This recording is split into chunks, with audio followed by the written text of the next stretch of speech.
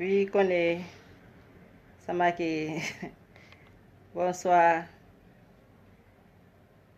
Tima. Bonjour.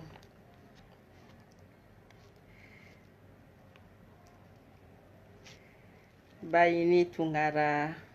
Ibrahim Bagayugo. Aube bonsoir.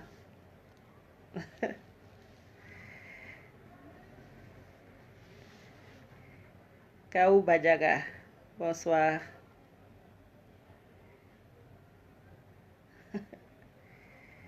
Tu et le. Attends.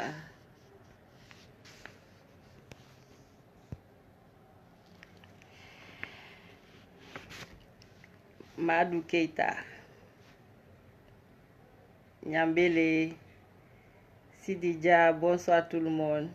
Moussa Bala. Oui, ça va, Keita. Si, Nyaye Ibrahim, Nyaye. Akuma bina kesisa. Kone Danji. Traoré. Koube, bonsoir. Koube, bonsoir. Almouni, bonsoir. Ok. Quand il rebelle du courage. Sangade, Mariko. Ok. Jabi, bonsoir.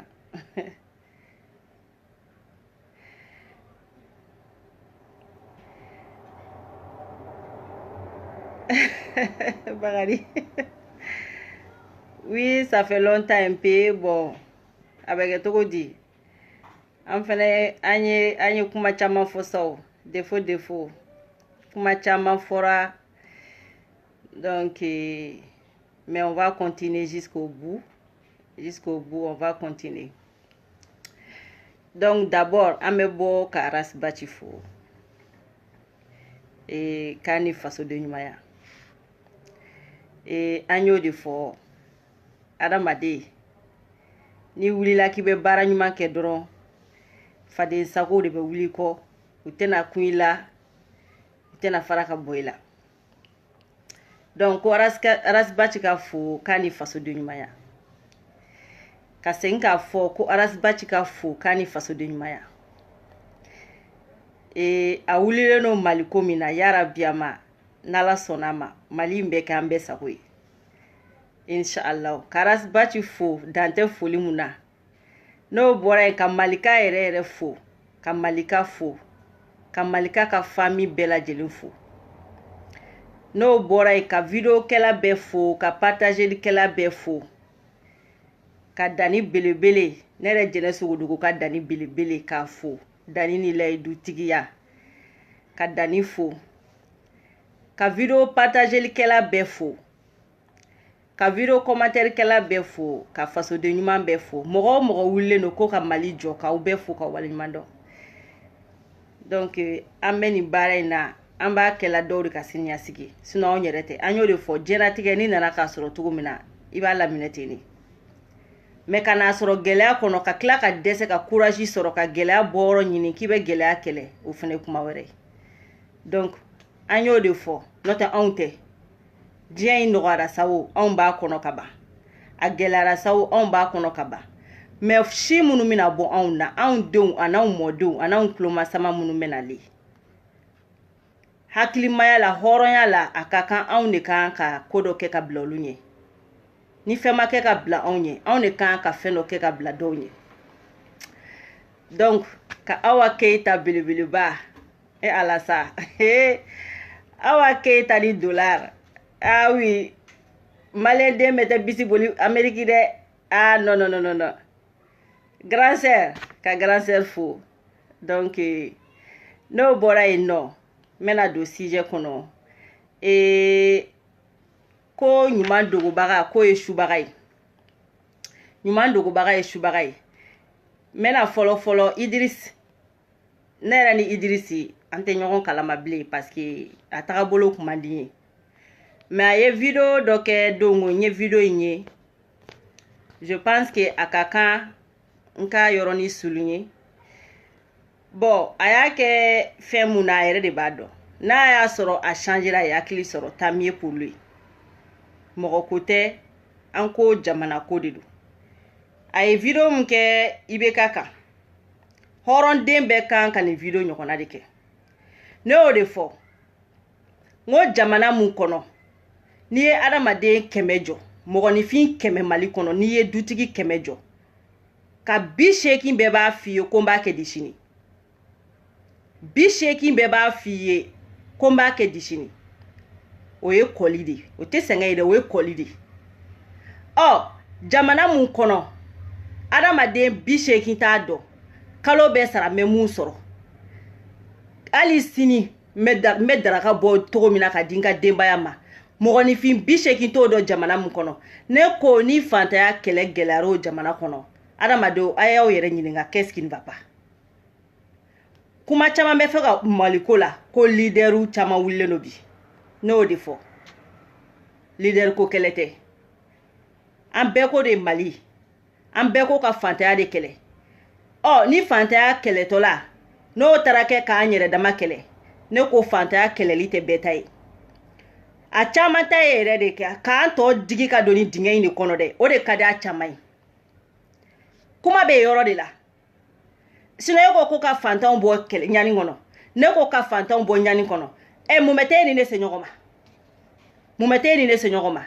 ni e ne sele ɲɔgɔn ma dɛ e ne tɛ hakilina kelen na e ne tɛ kungilina kelen na Idrisi ka video in filɛ nin ne ni Idrisi bɛ ɲini ka na kalo 2 bɔ an t'a da don ɲɔgɔn da la an tɛ kuma n ta c'est à dire ne tɛ messagère yɛrɛ kan yɛrɛ ne n'a kun bɛ ɲɔgɔn sɔrɔ o de kan ne tɛ yɛrɛ bilen mais a ye video min partager c'est mon idée c'est mon idéologie o la a ye video min kɛ n y'a partager o de kama m'a commenter mais n y'a partager parce que kuma minnu bɛ ka bɔ a kɔnɔ c'est mon idéologie o de ye ne ka idéologie ye Maliko la donc n'i y'a ye n'a farala ka bɔ ɲɔgɔn na wagati min na i bɛ taa sɔrɔ an kun tɛ kungilenna kelen de la donc o yɔrɔ la Idrisi yɛrɛ y'a kɛ kun min na a yɛrɛ de b'a dɔn mais ne b'a fo hɔrɔndenya la nin video in kɔnɔ n'a y'a faamuya tant mieux pour lui n'a kɛ kun ye de k'a b'an berner a b'an sɔrɔ sira la tuguni o ye Idrisi ka côté n'o bɔra yen n bɛ n'ale quartier électeur maliyɛnw a ye taa ka quartier électeur ta a ye taa ka quartier électeur ta an bɛ ko ko la an b'o de la quartier électeur bɔnnen bɛ fan bɛɛ fɛ a ye taa ka quartier électeur ta n'o bɔra yen ko IBK bɛɛ Kidali maliyɛnw ngo ne kun tɛ fɛ ka bɔ ka video kɛ bi tellement que farifagani dɔw bɛ n kan solo tamani bonsoir ça va mais ala ɲɛ IBK ye parce que ni ko dɔw ma kɛ an tɛ walawala quoi ne t'a ɲalen fɛ koyi n'o de fɔ bɛɛ ye n'a y'a diya fɔ ne ye kafiri n'a y'a fɔ a ye fɔ ne ye silamɛ ne mɔgɔ tɛ mɔgɔ ka kafiriya la ne bɛ don alijinɛ min kɔnɔ a da tile t'i bolo i t'a tile yɛrɛ yɔrɔ dɔn yɛrɛ i tɛ se ka ne soloma don i tɛ se ka ne kungo ɲɛnabɔ ni ne sara i kɛtɔla tɛ k'an bɔ bolo la donc i ta y'i dabara mun ka di i b'a fɔ mais ne ka tiɲɛ n'a b'i kun cɛ ma n bɛ yɛlɛn n bɛ taa ta k'a bɔ a kan ayi papaga tɛ bɔ a la n y'o de fɔ sa adamaden n'i sirannen i natalen de don sa n ko anw wasalenba de donna kɛlɛ kɔnɔ an wasalenba an n'an ka nafolomugu an n'an ka villaw an n'an ka étages an n'an ka baaraw an bɛna taa jɔn na an bɛna taa jɔn na dɔw ko nin kana fɔ dɛ ayi wa nin de b'a to an bɛ wasa ka kuma ko an kana nin min fɔ dɛ i y'a ye fugariw caman bɛ yen nɔ u tɛ se ka jamana tiɲɛ fɔ dɛ parce que olu nata dalen bɛ poste dɔ de kan olu bɛ ka jamana makɔnɔ k'u ka avenir de dilan anw b'a fɔ kɛ n ko n'an ka avenir dilannen de donna a kɔnɔ donc fɛn tɛ ne da jɛni ka fɔ o ne bɛ siran jɔn ɲɛ ko n tɛ n ka tiɲɛ f'i ye jɔnni a tigi ka bɔ k'i jɔ kɛ i bɛ n balo de n bɛ si ka so de n tɛ si ka so Faransi n tɛ si ka so Mali la i tɛ n balo n t'i ka mobili singa n t'i ka samara singa n t'i ka fini singa n dayirimɛ t'i bolo n ka kalo hali n ka san 1 sara n b'a da dɔn i tɛ se ka n ka baara tiɲɛ i tɛ se ka n don baara la i tɛ se ka n denw bɔ fɛn na i tɛ se ka n don ko la ne bɛ siran ka n ka tiɲɛ f'e mun na ko an ka ne nin fɔ an wasalen don ne ye kɛlɛ kɔnɔ a y'an b'o fɔ dɛ fugari minnu sigilen don ko fɔ eta k'u dɛmɛ ka villaw ni étages jɔ i ma ye olu se ka tiɲɛ fɔ Maliko la wa dugukolo bɛ meleke olu tɛ tiɲɛ fɔ o de la an b'an ka tiɲɛ jalanden e ma ye an b'a fɔ hali IBK kun caman bɛ yɛlɛ ka taa ta ko président an ka baarakɛden de don c'est mon salarié awɔ ale de kan ka barika bila ne ye ne tɛ barika bila ye ne m'a wele o n k'ale de nana k'a bɛ se k'a kɛ mɔgɔ m'a wele o a ka taa kɛ k'a fɔra k'a ka taa a m'a fɔ k'a t'a bila k'i t'a bila ayi non ne ka baarakɛden de don n'a taara ɲɔgɔnna 1000 b'a place nɔfɛ ala dumanden ne t'a fɔ IBK ye awɔ n t'a barika ɲini n t'a dɔw ɲini n t'a remercier n t'a paga au contraire IBK n'a ka famille de kan ka barika da anw ye diɲɛ don o don parce que grâce à nous bɛ vidéo na bi u ka rêve ninnu bɛɛ bɛ ka réaliser IBK ma barika da ne ko ne ka barika da ale o kuma kunkolo tiɲɛ bɛ nɔfɛ a ne ko non je suis désolé n tɛ barika da IBK ye n tɛ surunya ka barika da ye ko IBK taara nord la san 5 ninnu bɛ k'anw balimaw di saya ma san 5 ninnu bɛ k'anw balimaw di saya ma an ye nin fɔ n ko rebelle tɛ Mali la n ko depuis Ala yɛrɛ Mali da rebelle tɛ Mali la n ko c'est une guerre politique mɔgɔw tun b'a faamuya mais bɛɛ m'a ye bi n ko an tɛ sa diɲɛ in na koyi fo Ala k'anw ka tiɲɛw segin anw ma fo Ala k'anw ka tiɲɛw segin anw ma u wulila yan ko Arasbachi donna yan fɛ ko Arasbachi bɔra yan fɛ ko Arasbachi ko k'a tɛ nɔri kɛlɛ kɛ masa nin bɛɛ kan ka wallahi nin bɛɛ kan ka yafa ɲini Arasbachi fɛ bi san 5 IBK ko k'a tɛ taa nɔri la san 5 k'ale tɛ taa nɔri la mais Ala ma don da k'anw balima dɔ ma sa nɔri la k'an ka sɔrdasiw bila ɲani na k'u bila kɔngɔ la k'u bila maɲumako la ka civiliw exploser ko jumɛn bɛ yen ɲɛnamaya ko jumɛn bɛ yen diɲɛlatigɛ kɔnɔ ko mun ma kɛ nin nɔri kelen na ni san 5 kɔnɔ nin bɛɛ kɛ ko k'u ye dɔrɔn Ala Maliyɛnw y'aw ɲɛ yɛlɛ Malika ye kuma dɔ fɔ Malika ko est-ce que ko Maliyɛn ma ko dɔ kɛ Ala la vraiment Maliyɛnw a y'a ɲɛɲini fɛn mun bɛ yen voilà a y'a ɲɛɲini parce que ça c'est pas une malédiction c'est une fatalité voilà ça c'est une fatalité ne famana ka vidéo kɛ fosi tɛ kan ni ye sigi ka Maliyɛn lajɛ quoi non ça veut dire que a bɛ kɛ komi mina bana de quoi a bɛ komi mina bana de parce que ne ne tɛ se ka taa a faamu adamaden tɛ se ka 5 minutes ta togo di ka sigi ka réfléchir san 5 IBK bɛ hypocrite ni c'est-à-dire malhonnêteté la IBK bɛ foutaise la k'ale tɛ se ka taa nord la IBK de taara Kidali bi bɛ se ka taa sigi Kidali k'i ka élection négocier mais ka sigi Kidali ka fantandenw bɔ saya bolo k'an ka soldaw bɔ saya bolo IBK ye muso dama mun cɛ kɛ filiatɔ ye IBK ye muso dama mun den ala den dama mun kɛ yatimɛ ye k'ale se ka taa nord la k'ale se ka nord kɛlɛ ban IBK ni minnu kun sigilen don orobo de kun don quoi IBK ni minnu sigira bi nord mɔgɔw tɛ ayi n'olu tɛ nord mɔgɔ ye ko IBK ka bɔ k'a fɔ an ye a sera ka sigi n'u ye togo di bi san 5 IBK ko mɔgɔ ka kalo kan t'ale bila k'ale ka taga nord la ko mɔgɔ ka mana kan t'ale bila k'ale ka taga nord la IBK jɔn y'i bila ka taga bi ja i bɛ se ka taa ja volonté bɛ IBK la ka taga wa an ka mɔgɔ sara IBK wallahi billahi n'i sara IBK ala ka ti i ɲininka i ka su fɔlɔ wala ala k'i ɲininka bɛɛ ka saya la kelen kelen ala k'i ɲininka bɛɛ ka saya la kelen kelen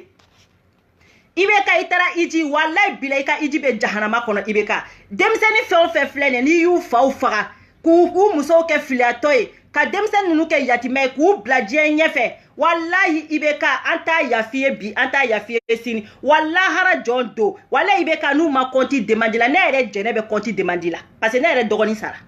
wallahi billahi ne bɛ compte demande la wa an tɛ yafi ma IBK bi an tɛ yafi hali i si bolo ma i si bolo an tɛ yafa o ma fama jugu mɔgɔ langolo IBK e bɛ taa Kidali bi makɔrɔ mi la taa Kidali bi dɛ ko ja ko ni non mais c'est incroyable ko makɔrɔ de bɛ nata jaja galon de don an ye nin fɔ ka nin fɔ n ko mankan tɛ nord la n ko problème tɛ nord la n ko nord kɛlɛ ye guerre politique de ye n ko dabɔ kama de don n ko Maliyɛnw y'aw ɲɛ yɛlɛ Maliyɛnw bannen don k'u ɲɛ yɛlɛ o kuma a bɛ fɛ an ka mun k'aw ye aw kuma ko ala ka jigin aw ye wa Maliyɛnw aw k'an ka mun de kɛ aw ye Ala de ka jigin sa wa Ala jigintɔla tɛ dɛ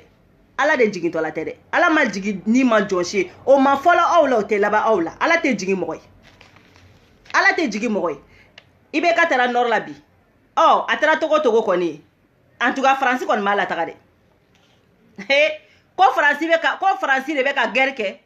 ko faransi de bɛ ka i bɛ ka empêcher ɔ a taara togo di bi k'a ka bɔ k'o fɔ a ka défenseur ye fɔlɔ a ka bɔ k'o fɔ anw maliyɛn minnu m'a faamuya a ka bɔ k'o fɔ anw ye a taara togo di nord la a ye négociation mun kɛ ka taa nord la o négociation kelen tun bɛ se ka n'u sigi tabali kan k'u ka laɲini ɲɛnabɔ kalaban dɔgɔjɔ la anw de ye indépendance di Algérie ma mɔgɔlangolo walayi Mali faamaw ye non c'est-à-dire quoi aw ye mɔgɔlangolo de ye quoi Mali faama fu gɔtɔ aw ye mɔgɔlangolo de ye anw de ye indépendance di Algérie ma anw de ye indépendance di Algérie ma mɔgɔlangolo bɔ fu safu ninnu aw bɛ taa sigi k'aw bɛ taa ka problème lakali Algérie i ma dɔn aw ye bɔ fu safu de ala kun kana taa école la ala kun kana taa école la mɔgɔlangolo natalangolo aw tɛ taa c'est pas la peine quoi anw de ye indépendance Mali ni Dakar Mali ni Guinée Mali ni Guinée de ye indépendance minɛ fɔlɔ ka wuli ka taa indépendance di Algériens ma aw ka kungo bɛ fɔ Algérie de aw kungo bɛ la Algériens de bɛ sigi tabali kan k'aw ka problème ɲɛnabɔ i m'a dɔn aw kan k'aw yɛrɛ faga ko anw ka ko c'est-à-dire ko ne ka jɔ Mali ko ne ka jɔ ko ka Mali ɲɛmɔgɔ bonya fo ka taa don kaburu kɔnɔ tɛ Mali ɲɛmɔgɔ bonya parce que aw ye ba bu fiɲɛw de ne ɲɛna vous êtes des bandes de vauriens incapables aw ye incapable de k'aw ka vesti n'importe quoi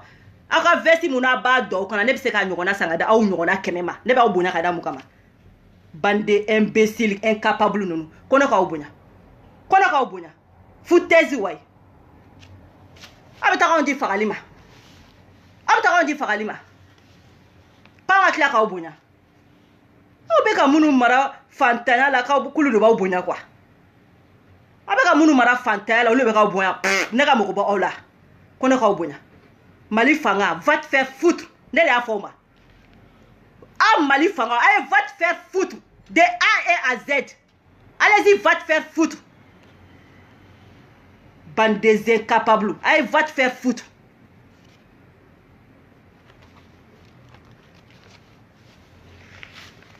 ko ne k'aw bonya aw bɛ taa anw di fagali ma ko ne k'aw bonya aw b'anw dɔgɔninw di fagali ma k'anw kɔrɔkɛw di fagali ma des bandes assassins ninnu ko ne k'aw bonya ni n y'a duman fɔ ye ala k'an faga ni ye duman fɔ Mali fanga ye ala k'an faga ne bɛ duman fɔ ye ka da mun kan les incapables comme vous ko ne k'an kun siɲɛ vous êtes fous ou quoi ko ne k'an kun siɲɛ aw ye e dɔw ye ko Mali fanga bonya va te faire foutre wayi ayi va te faire foutre n'aw ka fangaw ye des imbéciles comme vous ko ne k'aw bonya vous êtes malade ou quoi vous êtes malade ne b'aw bonya aw bɛ ka minnu balo yen nɔ ka minnu to jɔnya kɔnɔ n'u b'aw bato komi ala a y'a fule kulu k'aw bonya ni n'a ka bonya dan ne ma n b'aw ci k'aw yɛrɛkɛ diɲɛ don o don impoli dama kelen ɲɔgɔn kan ko ne k'aw bonya aw y'anw bonya depuis ala k'aw dɔn aw bɛ bonya dɔn ça ne va pas chez vous tous k'u ka bande hypocrite vesti kotobalen ninnu kɔnɔ ko ne k'aw bonya république vestiw kɔnɔ an t'a dɔn wa a b'aw ka vesti fɔ maliyɛn den minnu ma deli ka na faransi aw bɛɛ tɛ n'aw nana n'aw bɛ république 43-45 euro vestiw de nɔfɛ k'o don aw kana a bɛ sɔrɔ ka taa aw sigi ko k'aw bolo don aw kɔnɔniw kan yen nɔ haramu kɔnɔw kan ko ne k'aw bonya ça ne va pas chez vous ne k'aw bonya ka da mun kan donc ko IBK taara nord la kuma bɛ yen de mun bɛ ka énervé ni kɛlɛ in na ne dɔgɔnin k'a da k'a sogo tigɛ hali sini sɔgɔma même pas 25 ans même pas 25 ans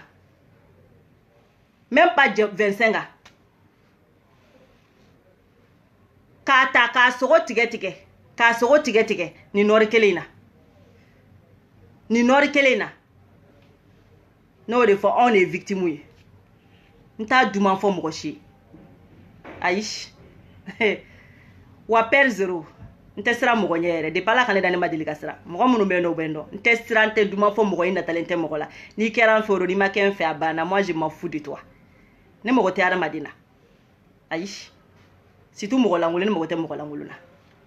anw de dɔgɔninw sogo tigɛra nord la k'u da rebelle ninnu fɛ k'u sogo tigɛ k'u sogo tigɛ hali sini sɔgɔma an bolo ma da an dɔgɔnin su kan ko sadora ni ye kalabanci den dɔw ye Facebook sanfɛ k'u bɛ soldats honoration an kɔni m'o ye dɛ an ma honoration ye dɛ voilà donc Jamsani i ka hommage wa i kɔrɔmuso bɛ balo la n bɛ bâti pour ton cause n bɛ bâti pour ton cause Jamsa u y'i faga Maliko kɛlɛ mun na politique mun nɔfɛ mais n'Ala sɔnna ma i su tɛ yafu ma u y'i ka denmisɛnniya don bɔgɔ la i su tɛ yafu ma i ni ɲɔgɔnna caman aw su tɛ yafu ma minnu ka mɔgɔw ma sa olu de bɛ sigi k'a donna an fɛ a bɔra an fɛ an minnu dɔgɔninw kɛnɛ karaba fagara ko nɔɔri wallahi i da n'Ala sɔnna ma i ka fɛn fɛn a bɛɛ jurumu b'u kan yen nɔ a bɛɛ jurumu b'u kan yen nɔ donc ko IBK taara nord la IBK taara nord la IBK de ko k'ale tɛ se ka taa nord la IBK de ko k'ale tɛ se ka taa nord la ko ale IBK tɛ se ka taa nord la IBK de da y'o fɔ bɛɛ ye san 5 ja IBK bɛ se ka taa nord la jakalabanciya ni tugubanciya de tun bɛ IBK kɔ ko wayi ko ale se ka taa nord la ko kɛlɛ bɛ nord la bi marifatigi tun tɛ nord la dɛ i sera ka taga don min na i sera ka taa bi ka t'i sigi ka négocier n'u ye cogo min na pour que i ma taa sigi ka négocier n'u ye kɛlɛ ka bila adamadenw kana sa i bɛ se ka taa sigi k'i ka san 5 wɛrɛ négociation kɛ n'u ye u bɛ sɔn i ta ma jaja u bɛ sɔn a ta ma fɛnɛ dɛ parce que ka sigi ni mɔgɔ ye mɔgɔ n'a tɛ sɔn i ta ma i tɛ taa sigi n'a ye o rébellion kɔrɔ ye mun ye adamaden ye rebelle mɔgɔ min ye rebelle don a murutilen don adamaden murutilen ja mɔgɔ murutilenw tɛ koyi ja IBK u bɛ sigi ni e ye koyi ja u ma muruti fɔlɔ koyi ja u ma muruti rébellion kɔrɔ de ye français la bamanankan na adamaden murutilen ni mɔgɔ murutila a bɛ f'i ma k'i ye rebelle ye ja mɔgɔninfin murutilenw tɛ koyi san 5 kun murutilen don mais bi an bɛ don min na bi e n'u bɛ baro la u kɛlen bɛ k'e bunbu kɛ u ka finiw bɛ don e la jaja IBK e ye kafiri de IBK e taara iji la e taara i yɛrɛ sɛgɛn e ye kafiri de IBK e ye kafiri de ka mɔgɔninfinw denw to u ka sa k'e tɛ se ka t'o négocier k'e tɛ se k'o kɛlɛ ban turu sera bi i yɛrɛ ka alala problème ma i yɛrɛ ka élection ma jaja IBK e bɛ se ka sigi ni nɔɔri mɔgɔw ye ja rebelle tɛ bi koyi bu tɛ rebelle ye dɛ n'i sigira tuguni i bɛ n'i jɔ anw da la ko rebelle don k'u murutilen don i ye dawuya mun kɛ k'u bɔ murutiya la bi munna i m'o kɛ pour que an balimaw kana sa nord la munna i m'o kɛ mɔgɔninfinw cɛw kana sa nord la fo ka taa commission créer depuis ne y'a ye ko ninnu ye commission créer ko ni mɔgɔ min sara k'u b'i ka sara joli yɛrɛ ta ko k'o di somɔgɔw ma ala n yɛlɛla don n ko jaja ni kɛlɛ in tɛ ban fo ka diɲɛ wuli ne ɲɛna k'aw bɛna ale kɛlɛ ban na ne t'a dɔn aw yɛrɛ bɛ ka formation aw bɛ ka fɛn dɔ créer commission wɛrɛ créer pour ko n'i sara o ne ɲɛna ko aw nana de ko ka kɛlɛ ban nin si ma maliyɛn sɔn hakili la président mun taara ko a ka kɛlɛ mun ban o kana tuguni ko ayi ko ne tɛ kɛlɛ ban dɛ ko wa n'aw sara kɛlɛ in na ne bɛ aw ka sara san 20 ne b'o d'aw somɔgɔw ma e dun nana de k'e ta kun kɛra k'e ka kɛlɛ ban e k'e kun ka taa commission sigi n'i bɛ taa commission sigi i bɛ commission sigi commission min bɛ kɛlɛ ban ka bɔ an da la pewu mais ka taa commission sigi ko soldats mana sa k'o somɔgɔw f'u bɛ bɔ ka tila k'o kɛ wasonako ye an bɛ ka duwawu ye ka kɛlɛ mun ban an bɛ ka duwawu ye ka kɛlɛ mun ban jaja o kɛlɛ bantɔla tɛ e fɛ o kɛlɛ bantɔla tɛ e fɛ donc maliyɛn a y'aw ɲɛ yɛlɛ ninnu ye kafiriw de a ye jamana bɔ ni kafiri ninnu bolo aw bɛɛ y'a ye san 5 aw balimaw sara a denw sara a cɛw sara a denw sara dɔw faw sara kɛlɛ mun kama IBK ko k'a tɛ se ka sigi n'u ye ka négocier Oh bi aka élection sera talen filɛ de ka t'i bumbu k'i yɛrɛ kɛ tamasɛki k'i bumbu ka te minu ye k'i bolo da u bolo kɔnɔ k'u sumusumu ka kalen k'u la ka fɛn bɛɛ lajɛlen k'u la donc a sera ka négocier n'u ye cogo min na kɛ a y'a fɔ IBK ya ka négocier n'o cogo kelen na hali n'a tɔ tora 2 semaines a kana kɔnɔ dagaba in ta ka bɔ yen nɔ n'a ma se ka a négocier kɛlɛ ka ban cogo min na a k'o kɛ a ka hɔrɔn n'a ye hɔrɔn den ye a k'o kɛ parce que a sera ka taa f'u ye cogo min na u k'ale kɛ président ye kɛ ɔ a tun bɛ se ka négociation kɛ fɛnɛ o san 5 mais n ko n'i y'a talen nord la dɔrɔn ko faransɛw y'a lata jani bɛɛ kalo kan an ye nin fɔ aw ye o n ko nord kɛlɛ n ko kɛlɛ tɛ nord la an ye nin fɔ aw ye mais n'ala sɔnna a ma ça va aller ko bɛɛ bɛ na n'o bɔra yen n bɛ nale Cheikh Modibo Jara ka mɔgɔw la Cheikh Modibo Jara ka mɔgɔw n y'a dɔw ka video ye an bɛna fɔlɔ Cheikh Modibo Jara yɛrɛ n'an bɛ jamana seerelen na Cheikh Modibo Jara ka candidature yɛrɛ kun bɛ annulé fɔlɔ parce que ɲama kun b'a sɔrɔ Cheikh Modibo Jara kun bɛ justice de ka bolo kan ɲama kun bɛ justice mɔgɔw de sɔrɔ ni Cheikh Modibo Jara bɛ ɲɔgɔn na Cheikh Modibo Jara n bɛna fɔlɔ depuis a sun yɛrɛ la fɔlɔ a sun aw bɛɛ y'a mɛn Dani ka video kɔnɔ jo bala fɛ Modibo Keita ale mun ye yɛrɛma hɔrɔnya ta ka di maliyɛn denw ma ni Musa Tarawele nana minɛ k'a manamana faga fu a ma finkɛ a ma jɛ k'a la depuis o don an fagabaga bɔra Musa Tarawele de la mais Musa bɛ villa Mali kɔnɔ ye hali bi ok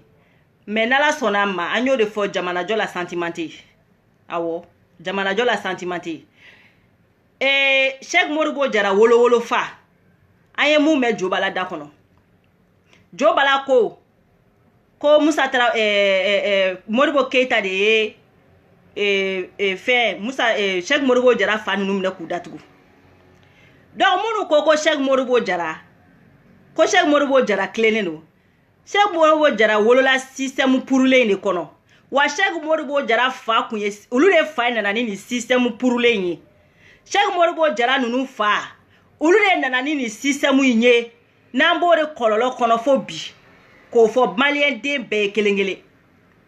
mais n bɛna ni kuma in bɛɛ ye bi video ninnu an tɛ bɔ tuguni mais n'an bɔra fɛn fɛn b'an kɔnɔ an b'a bɛɛ fɔ Cheikh Modibo Jara fa ale de nana an ka indépendance faga k'an ka jamana faga parce que Cheikh Modibo Jara fa ninnu Modibo Keita kelen ka fanga ta Modibo Keita kelen ka Mali bɔ dingɛ tubabuw bolo ka Mali ka yɛrɛma hɔrɔnya d'a ma n'a ɲɔgɔnna cɛfarinw a nana a ye gouvernement formé ni sara ye 20,000 ye ni 100,000 fɛn bɛɛ y'i bolo i bɛ ɲininka i ye nin fɛn in bɔ min n'i bɛ baara la n'i tɛ se ka mobili katikati san exemple la komi an bɛ don min na komi bi a caman bɛ katikati kɔnɔ mais u halala tɛ donc n'i nana ni katikati y'i bolo service la i ka sara de bɛ lajɛ i bɛ joli sɔrɔ est ce que o bɛ permettre ka katikati in sɔrɔ n'a b'i permettre ka katikati in sɔrɔ i ka mobili bɛ t'i bolo mais n'a t'i permettre ka katikati sɔrɔ i ka mobili bɛ minɛ i la ka feere ka don jamana kungo la Modibo Keita nana ni système de Mali kɔnɔ o kun b'a to adamadenw bɛ jamana wari suɲɛni dabila i mana minɛ dɔrɔn fɛn mana y'i bolo i ta tɛ fɛn min a bɛ minɛ la Cheikh Modibo Jara fa ninnu de kun bɛ ka jamana suɲɛ Modibo Keita ye Cheikh Modibo Jara fa ninnu de minɛ ka datugu Cheikh Modibo Jara tɛ zon ye dɛ Cheikh Modibo Jara tɛ zon ye koyi c'est-à-dire ale yɛrɛ ye zon fabrication de y'ale zon fabrication de ye Cheikh Modibo Jara ye Cheikh Modibo Jara wolowolo fa ninnu de nana ni suɲɛni Mali kɔnɔ a wolowolo fa olu de nana ni suɲɛni Mali kɔnɔ olu de nana ni système purulen ye Cheikh Modibo Jara fa aw bɛ na bi k'aw b'o de den commentaire kɛ wa olu de jɛra ka Modibo Keita minɛ ka Modibo Keita faga ani Musa Tarawele ninnu Musa kana san 27 kan da la Musa ka kalanden de IBK ye n y'a fɔ aw ye n ka video dɔ in kɔnɔ n ko depuis n y'a dɔn don min na ko Musa ka kalanden de ye IBK ye n ko ça dit ni jigila misɛnyara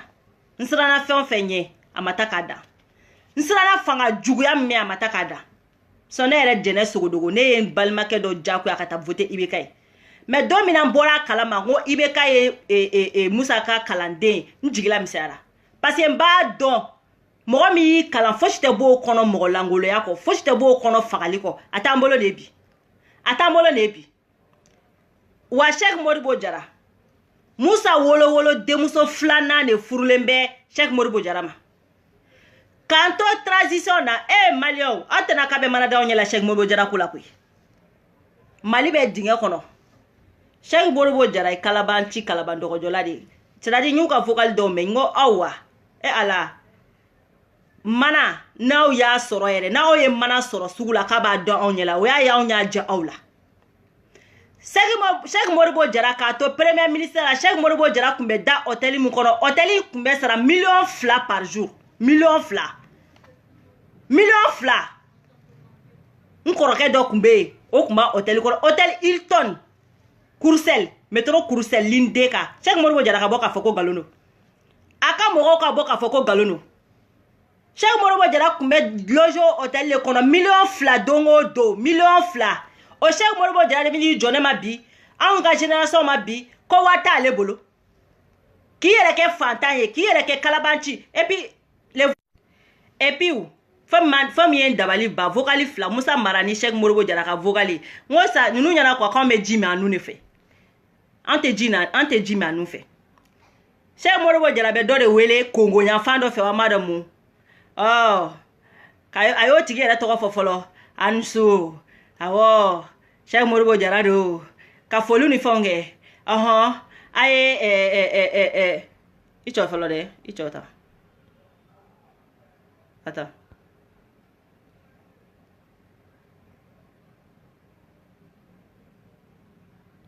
a cɔ n ye dɔ bloqué quoi conversation privée o taara i yɛrɛ sɔrɔ fo ne ka WhatsApp kɔnɔ ala sa n ko ne bɛ sigi quoi n bɛ ninnu filɛ quoi c'est-à-dire ko ninnu de b'a fɔ k'olu ye intellectuels ils sont même pas intelligents Cheikh Modibo Jara tun bɛ fɛ ka jeu min kɛ k'a yira ko ni wari t'ale bolo k'a sɔrɔ wari mugu dalen b'a bolo dɛ ko wari t'ale bolo a b'a fɔ mɔgɔw ye u ka cotiser kɛra ko Cheikh Modibo Jara conversation privée o de taara i yɛrɛ sɔrɔ ne ka WhatsApp kɔnɔ conversation privée Cheikh Modibo Jara o de yɛrɛ sɔrɔ ne ka WhatsApp kɔnɔ n ko Cheikh Modibo Jara vous êtes fort u y'o bɛɛ kɛ sa comme ça cɛ b'i yɛrɛ kɛ Blanche Neige ye k'i yɛrɛ ko k'i jɛ k'a kɛ komi n'a y'a sɔrɔ ale bɛ ka na élection na dɔrɔmɛ t'ale kun faso nafolo t'ale bolo Cheikh Modibo Jara vérificateur k'i ma 2013 i ye kalo 8 mun kɛ fɛn na transition na san yɛlɛmalen vérification bɔra n'a ye k'u ye $2 milliards wa ma dɔn mun ni mun de 2,59 je crois ni ma fili k'o de tununa tunu cogo ma dɔ a la wa Cheikh Modibo Jara i ye million joli yɛrɛ i ye $200,000 o ma dɔn mun de i y'o fɛnɛ ta ka taa i ka so décorer k'i ka so finition kɛ k'i ka so décorer Cheikh Modibo Jara dɔw bolo ko an ye vérificateur ka dossier minnu publier dongo n'a dɔ tun bɛ ne jɛnɛ yɛrɛ ka page kan a dɔ tun bɛ Sama Gasama ka page kan général a dɔ tun bɛ Jigaw ka page kan a dɔ tun bɛ an caman ka page kan a tun bɛ dɔw kɔnɔ de k'o bɔra kɔsa in na de ko ka Cheikh Modibo Jara lanɔgɔ maliyɛnw n bɛ mun fɔ aw ye a bɔra depuis 2013 nin tɛ bilako ye depuis 2013 vérificateur bɔra n'a ye wari minnu tununa Cheikh Modibo Jara ka ministère transition kɔnɔna la Cheikh Modibo Jara ye wari minnu ta vocalement papier t'a la prévu t'a la fosi t'a la vérificateur bɔra ni nin bɛɛ de kelen k'a da tapi kan en 2013 nin y'a san 5 ye mais dɔw bolo de k'a bɛ ka bɔ bi ko ka Cheikh Modibo Jara lanɔgɔ nkalon de don depuis 2013 a bɔra Cheikh Modibo Jara ka mɔgɔ bɛ bɔ ka mun fɔ an ɲinina sisan vérificateur y'a fɔ dɛ normalement n'an bɛ jamana seerelen na suyɛnikɛla yɛrɛ ka candidature yɛrɛ man ka tan compte n'an bɛ jamana seerelen na procureur ni magistrat ni fɛnw bɛɛ de tun kan ka fara ɲɔgɔn kan sisan nɔ ka Cheikh Modibo Jara attaquer justice la u y'o de kɛ François Fillon la yan nɔ François Fillon ka fɛn bɔlen yan nɔ travail fictif bolé ya non kaba muso do bara la be ka ta muso bla sarada muso ma kasoro muso te ta bara kela avec muso sara mais muso te bara ina o donné ngo ya farasi justice de attaquer olu de dossier ouvert aka a fora ko Cheikh Modibo Jara ye war détourner aka transition ngono na me jamana serena na ko justice ba ka barake nyama ele kan ka soro Cheikh Modibo Jara kungo ba dala muni élection tekili o le la mogo be sigi ko mala ko intellectuel ube nte fe nga kuma men kulo la nte fe sunya ka kuma men kulo la ni intellectuel ube mali kono wala me domina bi mali teketi voilà donc oyo ko yorofo Cheikh Modibo Jara kalo sheki milliard fla aniko ona yere be halala saram to tekele ona be privilège ko tekele Cheikh Modibo Jara kumbe jigi anom hotel mu kono hotel Hilton métro Courcelles la ligne 2 métro Courcelles Cheikh Modibo Jara kumbe jigi ni million fla par jour dongo 2 millions fla ne baraka hotel kono hotel in chambre mo kele chambre ku million kele ne mo fla chambre ku million fla Cheikh Modibo Jara kumbe jigi yorom na million fla ni ko 3000 et quelques euros par jour Cheikh Modibo Jara kumbe jigo de kono Cheikh Modibo Jara kumbe jigo de kono o de Cheikh Modibo Jara mi jobi ko way kalete e fe yorodo ko warta le ko ka campagne ke nti mana kan ni bere ka ba yere ko kaje o ko vutra mun nambara to ko ke mena nuka nambara kala bantia flana e kana foyi Musa Mara nununga fin kun valider le no katemali be kaka mo vola munga e candidature valider le o Cheikh Modibo Jara de mais ni bega kun ye c'est-à-dire ka bugan ke ka scandale ke c'est-à-dire ka bezu ke ni site marché bile on bezu doro ne kundo donc uba ke ko moluma ta kwa ola Musa Mara sere jugu tigala mini jo Malion koni ni be fenga jamana jo ubi blay kode ni be fenga jamana jo Musa Mara ka firi chokoro blale arasa ye Musa Mara deme ya no nyuma don bali Musa Mara arasa de deme meeting bi woro anifla meeting bi woro ni fla arasa yo ke deme ke génie o la arasa ko ate génie deme aw e ka firude o la génie fefe tugura ko ma sege flika kula aw ta kalama u ko arasa ma songa génie deme arasa be génie deme iye génie folom deme o kari ma fitiri wale fitiri gartara ka firi ma firi ma don bale ibe génie deme ko ka fanga soro ibe génie deme arasa de Musa Mara do fanga kono meeting bi woro anifla aras bati yore ke Musa Mara aras bati yore ke Musa Mara mais Musa Mara de sababu yara to ne jene sedersiki Musa Mara sababu mena ni kumai ni ngo Musa Mara sababu ne me aras bati fe ba fe ka deme aka malijo choko kun kadinye menere ka courage ta ka dimi domina mbora bararo la kana soro nchena teriga ni ntelmuso ube nga sokono ya no ube karasa ka meeting boycotté chokolaje adongo awe kamna ko kuye arasa ka meeting boycotté tukui ngo abo ntara ko nana ngaya kala usegira ya kala nyalaje oyoro ni belan su bora nyera ma ngo wallahi ne beni chaindeme ngo ne beni chaindeme ngo toro se toro ya na mar ngo ya aye mune kula ubaka meeting boycotté ubaka minata ka kuma kan fe aita munu ba fe oluka na lame ngo kumante démocratie dugule lawa wallahi billahi seder aklina ne ka wuli ko me arasa de ma sola ni ndoine fe sinon mba lame aka klina kun kadini me ka dusuta ko mba deme ka afficher ka c'est-à-dire ka neni be kun ka fen be kun asola ni ndoine la ngo wane kale ne be ni chain deme jusqu'au bout nche wo ke ba deme to godi ngo me boka video ke ka deme na be ke mu ya be kodi ngo ya na mar munu ba dogoya munu ba fanini ko ni o ke kubinde ni ngonu yende ni fena bunni na be ke mu ya be koi na be ke mu ya be koi ne kan sendo arasa ka kelela kan sendo arasa ka villa kan sendo arasa kola à 100% fo bi a sɔrɔla ne fɛ wa n tɛ bɔ n kumakan kan ne ye sinafɔ den de n tɛ bɔ n kumakan kan mɔgɔ si tɛ ne b'o kan a sɔrɔla Musa Mara ka mɔgɔ de fɛ Alasa ka mɔgɔ minɛ ka tiɲɛ o Musa Mara kelen ka yɛlɛma mɛru de ye Alasa ka minɛ tiɲɛ o Musa Mara kelen ma bɔ ka condamner Musa Mara kafiri ma bɔ ka condamner k'anw ka jamana dɔ aw de ma Alasa ye e dɛmɛ e ma ɲinɛ Alasa kɔ e ma ɲinɛ Alasa kɔ ni Musa Mara ye hɔrɔn den ye Musa Mara kun ka kɛ mɔgɔ min ka côté la bi c'était Ras Bachi pas les politiciens comme lui là comme la malade anw ɲɛna fa de ba aw ɲɛla mais Mali bɛ jɔ wallahi bilahi Mali bɛ jɔ wallahi Mali bɛ jɔ tasuma bilen n'a ma da aw tɛgɛ kɔnɔ kɔnɔ ko bɛ nkalon ye aw tɛ ne dɔn ne yɛrɛ mun filɛ aw tɛ ne dɔn wallahi aw tɛ ne dɔn hali ne yɛrɛ kelen bɛ Mali jɔ parce que muso min bɛ perturber muso min bɛ bɔ a ka sira kan o tɛ ne wa ne ni ɲɔgɔnna den caman de bɛ yen nɔ den kisɛ anw de bɛ kɛlɛ kɔnɔ hali san 5 wɛrɛ wallahi n'anw bɛ yɔrɔ ne yɛrɛ mun filɛ nin kɛlɛ wallahi bilahi ne tɛ sira kɛlɛ ɲɛ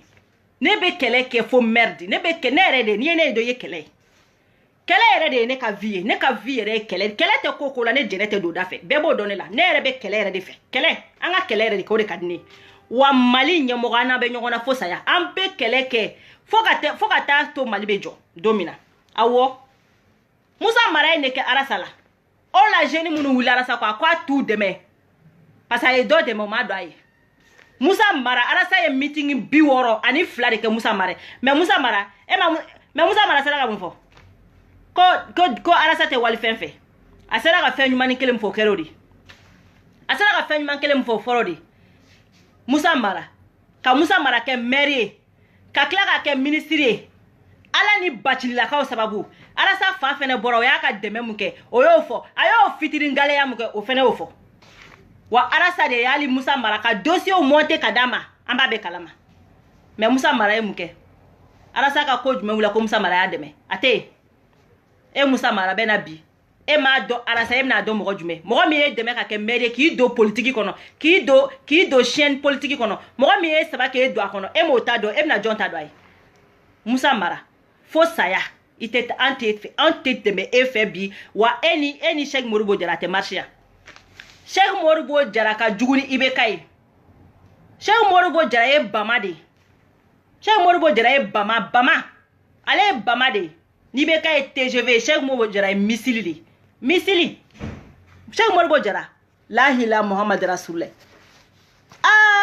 Musa Tarawele mu y'anw faga comme n'o denmuso ta ko k'an ka premier dame ye fo anw su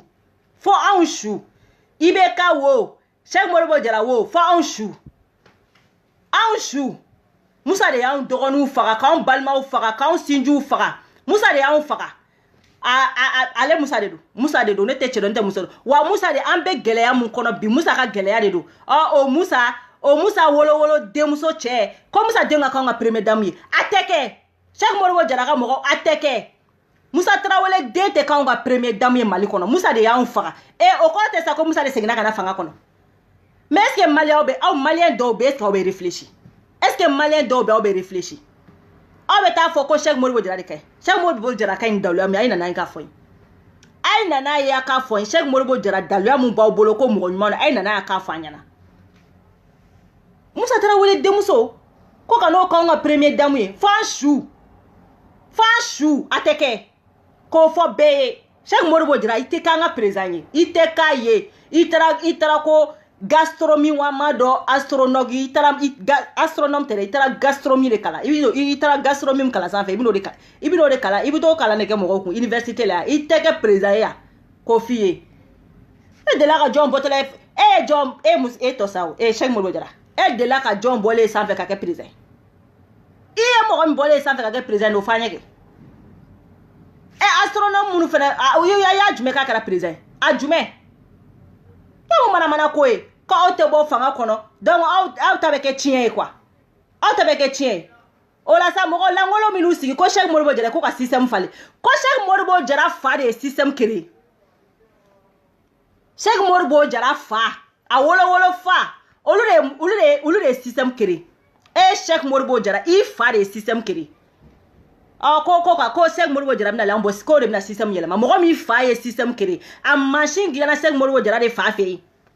Cheikh Modibo Jara ninnu yɛrɛ tun bɛ pièce ta ale yɛrɛ tun bɛ ka pièce ta ka d'a fa ma Cheikh Modibo Jara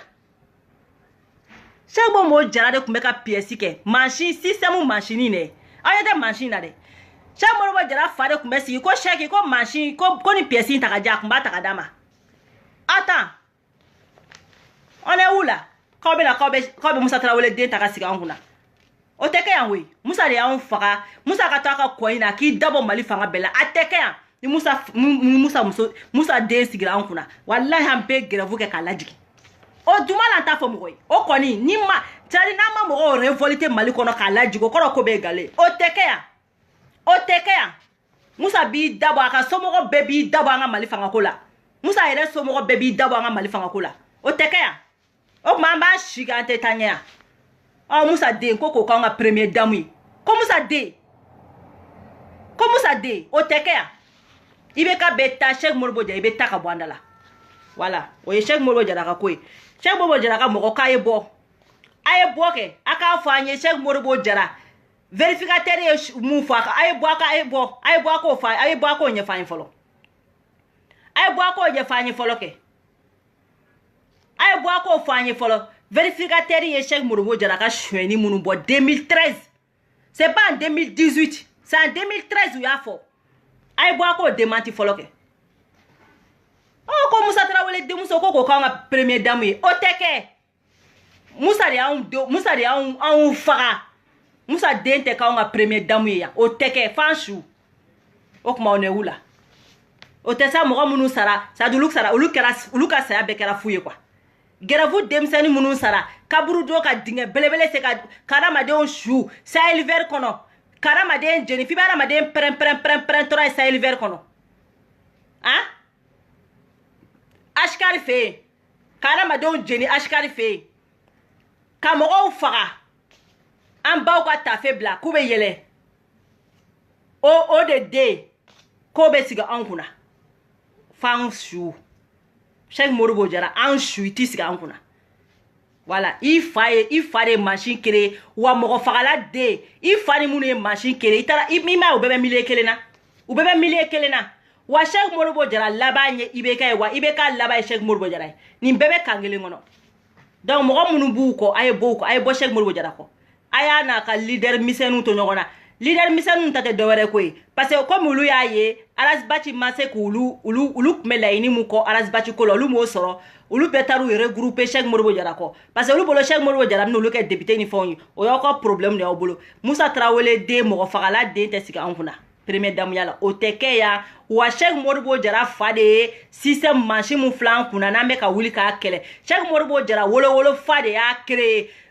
donc ate moson ya bi ate moson sini voilà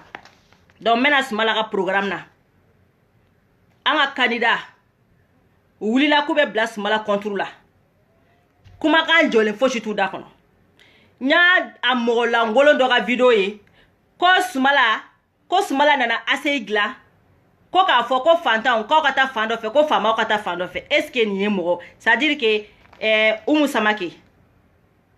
Umu Samake ti kungolo in vérifier quoi e ka laje quoi ni cerveau mbi kungolo la quoi amena ni deni ne sigile me Facebook ka kale be ko donga te me video kala obeka yoro na rete o ay ne clash ko dama mke danta la quoi mais no le fie ni ye muso ki se de ku mene to fo mais bimbi to fo parce que imagane ka candidat la mbi to fo bimbi to fo shine ti sirinya ne te sunu ka sirinya imagane ka candidat la wa Umu Samake mbi to fo bimbi to fo pisini ti kungolo in vérifier ka laje quoi ni fait mu bi i kungolo ngono quoi Umu Samake ik mesi kalo kan fola ke kungolo kan ko on dawde ka bo iye kalo kan mu fo dongo ina no ko iye kalo kan mu fo ina no ko sisan imaya iye kalo kan mu fo ina no ko Umu Samake bili jo ko wai ko ibeka ko sumala tara fem glan ko sumala tara assez glan ko fantan ko ito yan fe kante fenga gerawla en ala na la kirache ni intellectuel ka kumai ni ne kumbe sigi mbese anglais la mbese français la ne intellectuel le an kungolo kaine an kuma kan kelene obedo kuma kan kelen be goshide fiye ni galama de naga ka kalo ka e ka intellectuel ali kala ni adire mete se ka yelema ka ke galamai kala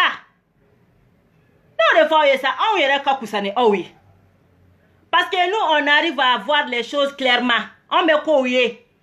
wa on be ko ye Oumou Samake lebe mal amala benna quoi amaloya benela ka joko intellectuel mali dugukolo ka mago ni fi unga maloya o de tikele quoi wala amaloya benela ka anjo faden kene ka kone intellectuel amaloya benela ni Oumou Samake ni ne de borani Soumala Cissé ka asei ko kumai ayo dogo ayo bara nyuma dogo iba fa ko jula jeli o kun kuma te me o da kono o ko mi ne borano ye uyayo ye bara nyuma ye atara bo la gochi choko mina abeti jo na nye sale iba fa ko drogu talata ko wai ko Soumala ye mogodo bla nyefe ko ka mogodo bla ko fe Oumou Samake ebe village amana mu kono Ameriki yoro do be ebe se ka so sara ebe Ameriki dugumina ayoro do be ebe se ka so sara wa nebe France ya Paris kono ya no nebe quartier muna o Paris kelen kono wala so be no an letara kombata ntese kata tellement nga war kacha lega metri carré nebe quartier muna a metri carré ni a soro ko 20 euros ibe taka Paris premier la Paris deuxième la Paris troisième là, Paris quatrième là, Paris cinquième nous ni sixième ni septième nous là. Ni tara au mètre carré, t'as sur au mètre carré d'au ben faut 100 et quelques là. Mais à bébé Paris, allez Dieu duguda, wartigi quartier B, Fanta quartier B. Mais est-ce que ne ko Fanta quartier y un balikanga venir glanwa, balmao? Est-ce que ne ka Fanta quartier y un, ne be quartier munake? On y Fanta on est ya, on be Fanta quartier là. Mais ali watu wele ben quartier na yo mais se ka fo ne be quartier muna quartier considéré le comme voir tiki quartier te Fanta quartier le parce que mba fo nyoro muna ni loyer ni DPS be ne ka quartier la non so den fla no be ne ka quartier la wa bisheki ni tara Paris premier la so den fla bita soro wa kemeni wa muga ibita so DPS be wa kemeni wa muga na me fe ngani exemple indi aka famia différence mbani nyokonche mais olu be Paris ne be o Paris kelen kono kayira Oumou Samake la auti kodon ani kodon na o be nyokona aya o fere mina auti kodon o ka misi awe demisenu ne auti kodon ebi ni jo cité mu fleni Niger mu fleni ni fonctionnaire ba kono here ni badina jonga projet ro Soumala Cissé Bamako sira nyuma te dugu sira nyuma te Soumala Cissé re na nini plan be Soumala Cissé ko ambe se ka ni foka nimba una na domina ka wuli Soumala Cissé ko zona beta mwuli la ntara Soumala Cissé ka ko ntara nyengini no de fo nya nyengini akrefe mo bolo ka boy ka ta nyengini mo munu yere te Soumala yere ka ko c'est à dire mo munu ta akrefe mo ka ta nyengini ne ma Soumala ko nyengini rasa krefe ne wo de fo ngon ali arasa kuma voter Soumala ne kumbe voter Soumala kadai aka barake noka Soumala e barakela de Soumala be keleya dusu be Soumala la ay fara ka bo chela sa ay chetu aka barake Mali asei ni ay bi Mali be comparer Dakar la Mali be comparer Sénégal la Côte d'Ivoire la an koromso dok meta Côte d'Ivoire u kuma wele de ko Mali ko kaka jamana e bourse kono na de ali kuran nyuma te Mali kun kono ali so nyuma kun te Mali kono o wakati be digi le menyon ga so fe on kono ni mu ya ali doni soro o be du fangelen chi ka be bonne du fangelen la ko joko ke village ka to beto shekulukulu ni kono Soumala le nana ka architecte nyuma formé parce que ni ko du nyuma ko architecte Soumala le nana ka kanu do demsanu na o kata architecte ya ke Maroc ou Tunisie kanano o architecte ya savoir ka ke du nyuma jola ebi Soumala le ya to bi Mali kera du nyuma duguye Soumala Cissé ayo bonya dama mo tefo parce que Soumala mason ka ke somoro ko Soumala mason ka ke yere ko Soumala ko faso ko o le la madon ne ni ne fo ni Soumala kunya ke yere ko nyama soro ayere yere mo de bora ka fo an ka Soumala le ni ka an Soumala le ni ke mais Soumala ko faso ko di kele Soumala nana domina Soumala tara jamana be yala folo anana ye Mali ke chogo maja Aye assez plan bo. Atara assez folo ndam na bako jukoroni ni. No de fo ngola on koroka o yere be. E ko fama ko te. Umu sama ke fama ko te. An koroka kumbe an ti fama oye. Mais aye na folo sora ata halala te gouvernement na aka entreprise ba bolo atara ka dujo assez la ka sa ama négocier ka halala wari boakun an yere koroke. Ka halala wari boakun. Umu sama ke ko fier. C'est pas de fonctionnaire qui est là-bas. Moi mon dokela de be assez kono dokela ko fier. Wa sumala de possibilité di ali demsanuma ka architecte ya kalan dusu du kono. Fola malien be kunga so joto nu yekele ni aye bi mo be taga Maroc kata Tunisie kata architecte ya kalange kana barake parce que ngo sumala na no possibilité sumala na ni assez isoi ko fier samaki sumala nana ayaye bago jugoro ni ya fan nunu fe ayoro nunu abadone be tento mo tika ajo fojite atara ka yoro plan bo ka ke assez mais abet yoro plan bo atara na projet banque mondiale la aw de be na jo aw ye den qualité jume ko bina sumala ka shoni ko fawni banque mondiale be jurudo mo ni fina gratuit la quoi banque mondiale be jurudo mo la ka sami ka dossier la quoi ni sumala ku ye yurugu mo koy ni sumala ku te dana ya mo koy banque mondiale ku me wadi sumala ma quoi o banque mondiale banque mondiale be wadi sumala man dalu ajume samaka ato fo mo koyo sumala tara banque mondiale fe sumala ko banque afrique ko aw kamise atene na awje sumala ni garon de ba traité sumala ni jinya mo ba de ba traité aye sabali hasidi ama ek sabali mo langole ama ibe ka flede ibe ka majuru soro ibe ka si o yambar ko goshaku parce que ibe ka nana doron kabe nord atara kabe nord kele matara avion sa tuabu ko ja hamina ko wera tela tuabu era do ko ibe ka dungo juguro lo maso ngademe ibe ka ere da ko tuabu ma dongo aka interview kono uko ko ibe ka ma ko banque mondiale nunu bekele no ka ambar ko bi ibe ka ko awoko chiero ko parce que kale avion sa kama fo kale adugula kama fuyi a interview fleni ko wi ko parce que avion ko ma fo ora tu ko ibe ka de ke eta kenya bi yoro kono on le banga wadema pour ka banque mondiale ma wajudo ibe kala banque mondiale e wari ta ka di sumala sistema wa sumala sise nana financement ke ka banque mondiale ka wari besara banque mondiale ka wari kasara on le bina jo on ma ko sumala mai ko sumala te barakele sira mamunu flene sumala tra wari mine banque mondiale fe ka sira ugla ka kla ka waru besara tuguni on e ala na la krache diya mogo ka diya banque mondiale banque mondiale diya be ka bangi olu le be jurudo adama de na fula olu le ka banque mondiale ka wari sara avec intérêt ato fo mo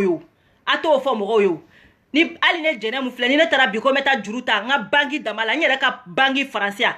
ni wari sera somu do ma obi nyini nga ka dossier bede la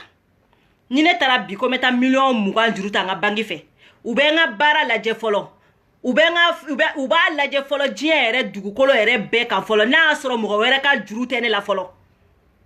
ni mo were foshi ka jurute ne la nga bara be se ka sara nga bara nyana ma bembolo abese ka sara ubende hakaya laje sadi ubenga fembe laje kwa ubisoro ka wadia sino utaji mate sumala wula domina kata banque mondiale la ala dembete do banque mondiale d'affaires ngom masaka bete do banque mondiale d'affaires sumala tra banque mondiale la domina malio aya fonye président kuno président kutruba au kuna banque mondiale koko 1 centime ntadima parce tieni ngela zo ete jurusara ali bibina ne do maga do tanti ka million bi worobe ibeka fleni kalo be million kemen million biduruta jurube yini ngana faga ole ya deba ka campagne la million bi woro amena dossier di arasama o ya wele ayake kase ko wallahi ko kale sutura ko kale na lo ka wade ali bibina ne bora information kalama ibeka banque mondiale yo bere remarque ke ibeka la o maso nga juru kelen do ibeka la kambare ko bla malika à cause de Ibeka. Mais sumala si c'est tara banque mondiale ou ye katanaka planye ou ye wadama ko tika jamana développer andale mbila ye dana mo ye barakela ye économiser tika jamana développer nay sumala tara ni ye sumala kunke mo da kumeta ke so mani ko chrétien kaburi wala sumala masonga ke chrétien kaburi aya glan ka nya ka bang moja c'est-à-dire ka mona bo diɲɛ bɛɛ la quoi awɔ a kun bɛ taa kɛ soɲumani kɔ chrétien kaburu kɔnɔna ka kɔkana ka kɛnɛna man ɲi ka taa k'o ye mais Sumala taara ni wari ye k'a dilan ka terrain ci k'a ɲa ka bɛɛ ta di ma a ma kɛ somɔgɔ ko ye ni se b'i ye na Sumala kɔfɛ Buguma ma ci ya Sumala de y'o plan dilan Buguba ACI tɛ ya Falajɛ ACI tɛ yen wa yɔrɔ bɛɛ ACI tɛ yen bi Yirimajɔ ACI tɛ yen bi diɲɛ bɛɛ ACI tɛ yen bi hali lahara ACI bɛ yen lahara kɔni maliyɛn ye ACI dilan lahara o tɛ Sumala ka baara nɔ ye bilen de Sumala ye ACI damadɔni mun kɛ a ka temps kɔnɔna la aw bɛna ta k'aw b'o de lanɔgɔ Sumala kɔfɛ ACI minnu dilanna o plan minnu bɔra o Sumala de y'o kɛ mais n k'a yɛrɛ Sumala de la pour o m'a fɔ pour ka minnu n'a ko Sumala ye ACI ko dabɔ ko fantanw ka taa yan fɛ ko faamaw ka taa yan fɛ Umu Samake o hɔrɔnkolo Umu Samake o pourquoi o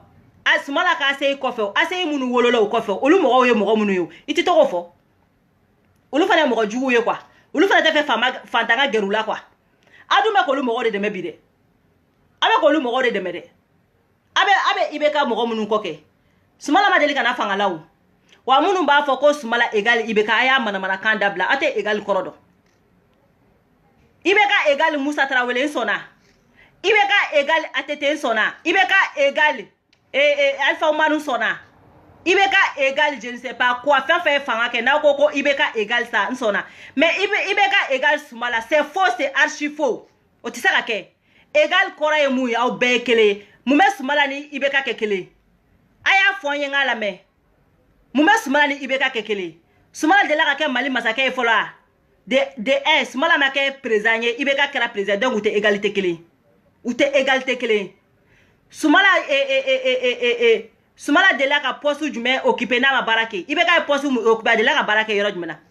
IBK da ko n ye poste bɛ occupé a ye na ni poste kelen ye ko IBK y'a occupé k'a ye baara ɲuman k'a kɔnɔ a y'a fɔ n ye IBK kɛra yɔrɔ o yɔrɔ IBK taara sara de monter IBK ye baara ɲuman kelen min kɛ a yɛrɛ sara IBK y'a yɛrɛ dɔrɔn de sara monter a yɛrɛ sara IBK ye baara jumɛn kɛ a y'a fɔ n ye kɛ IBK sigira assemblée na k'a sɔrɔ assemblée mɔgɔw taara tɛ hali assemblée nationale président sara tɛ 1000 bɔ miliyɔn 10 bɔ ale de y'a kɛ miliyɔn 30 ye a kɛlen Mali président a taara o kɛ miliyɔn 100 ani miliyɔn 50 ye anw ni Ala n'Ala kira cɛ IBK mana taa yɔrɔ o yɔrɔ a b'a sara de monter mais a ye baara kelen fɔ ko IBK ye mun kɛ Sumala de ye ACI dilan ka cité de Niger mun filɛ nin ye ni baarakɛlaw ka ministère b'a kɔnɔ Sumala de y'a dilan a t'o fɔ o mais il a jamais été président mais a bolonɔ bɛ Mali kɔnɔ a t'o fɔ mɔgɔw ye o Mali sira ɲuman tɛ yen Sumala ye fɛn o fɛn fɔ dugu cɛɲako la walahi Sumala b'a bɛɛ kɛ kelen kelen parce que Sumala bɛɛ keleya Sumala ye tubabula mɔgɔnin de ye n y'o de fɔ n ko Sumala ye safinɛ kunba de a bɛ n'an bɛɛ ko k'an jɛ k'an bɛɛ bɔ maɲumako la ka baara di denmisɛnnin bɛɛ ma ka bɛɛ bɔ ɲɔgɔn kunci ni fɛnw na Sumala de bɛ n'o kɛ ninnu ye mun kɛ a y'a fɔ n ye IBK ye mun kɛ IBK mana ni baara 20 wari dira IBK ma IBK bɛ baara 2 kɛ ka 18 bɛ wari bila a kɔnɔ mais ni baara 20 dira Sumala ma Sumala bɛ 20 de kɛ ka tila ka dɔ wɛrɛ ɲini ka fara kan à 100% ni wari de kun dira IBK ma fo ka taa diɲɛ wuli ACI kun tɛ réaliser wari fɛn o fɛn dira Sumala ma a y'a projet bɛɛ réaliser a projet bɛɛ kelen kelen a ye taara sa ka carte sur table lajɛ ka wari yɛrɛ don adamaden bolo o de bɛna ban Mali kɔnɔ wari tɛ circuler bilen a bɛɛ bɛ kɛ machine ye donc an ka wariw bɛ taa an ka kɛsiw kɔnɔ an dɔgɔninw bɛ baara sɔrɔ emploi bɛ créer médecin ɲumanw bɛ créer dɔ ko ma ko jɛnɛ ko Arasa ko wayi dɛ ko menuisier dɛ ko ye baara ya kɔrɔ aw kunkolo ka kɛnɛ menuisier tɛ baara ye Faransi meuble ninnu filɛ n ko menuisier de b'a dilan mais Mali menuisier ma valoriser de Mali menuisier ma kɛ menuisier ɲɛnama de ko tolériya ye ko ye baara Karasa ko mɔgɔw bɛ former ko ka kɛ tolériya tɛ baara ye ni Faransi tolériya sara fɔriya a tɛ taa u kunfɛ bɛɛ de bɛ Faransi menuisier sɔrɔ olu bɛ usine belebelew de kɔnɔ an bɛ n'o ɲɔgɔnna de kɛ Faransi meuble ninnu filɛ de yan a bɛ se ka sa Mali la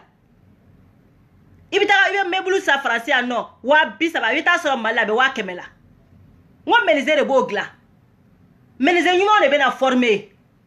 wa wari be bo circulation de là anga na folo fon fe be taka ke mo ka benja be ke machine ni ye foni machine kunu sa de abena dege machine kunu ne la sisa machine kunu mali fama jugu nunu abena o yere dege machine kunu ne la sinon sumala katoro ka machine bla o be bolo koro machine kunu ne abena o yere dego la sinon wari kunu wonte ble wari du wonte machine du ne mina damne koma o ko ye dungo jugu ye atefe malika bonno la dungo juga fe wa ba o dege machine kunu na sinon o de mina ke c'est pour cela sumala kana mandu ye sumala ka programme tout demseni zo kalabanchi a leader kalabanchi kalafisi nunu kalafisi e bi sa chogola kalafisi ni marasa to bi i jenge kono ni soro kalafisi wale kalafisi ni soro mo langolo ka firi ma firi kalafisi tu moria kalafisi ngara sa to so i jenge kono bita do mo me bwa kono